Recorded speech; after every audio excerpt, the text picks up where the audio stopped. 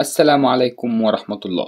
رسميا النادي الأهلي بطلا للدوري المصري للمرة 43 في تاريخه، في موسم تاريخي للنادي الأهلي حتى الآن بدون هزيمة في الدوري وبأرقام قياسية. وتوج النادي الأهلي رسميا بعد تعثر بيراميدز أمام سيراميكا كليوباترا في مباراة أمس، والتي حسمت بفوز سيراميكا وحسمت بتتويج المارد الأحمر باللقب 43 في تاريخه. الأهلي يستأنف تدريباته اليوم استعدادا لمباراة القمة، وكولر يدرس عودة أفشل التشكيل الأساسي بدلا من أحمد القندوسي.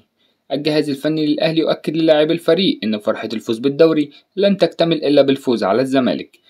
الأهلي يحصل على توقيع إمام عاشور لمدة 5 مواسم وينهي التفاوض مع ميتلاند بشأن اللاعب بشكل نهائي، ومصدر يؤكد أن المتبقي فقط هو الاتفاق على طريقة سداد قيمة الصفقة.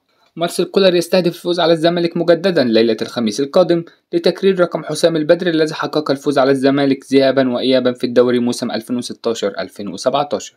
أحمد السيد زيزو يشارك في مران الزمالك ويؤكد جاهزيته لقيادة الأبيض في مباراة القمة. في خبر صادم للزمالك قبل القمة، الفيفا يبلغ اتحاد الكرة بإيقاف القيد للزمالك لحين سداد غرامة شيكابالا لنادي سبورتنج لشبونة البرتغالي، والزمالك يحاول تدبير المبلغ بأي طريقة قبل فترة الانتقالات لكي يقدر على قيد صفقاته الجديدة.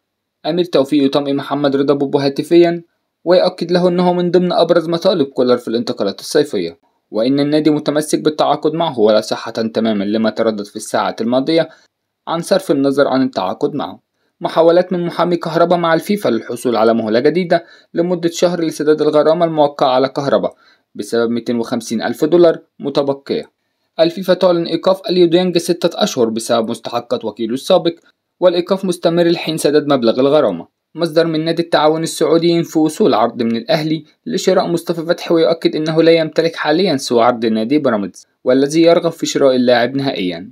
أحمد شوبير يؤكد الأهلي سيدفع غرامة ديانج اليوم وسيتم رفع العقوبة التي فرضت عليه.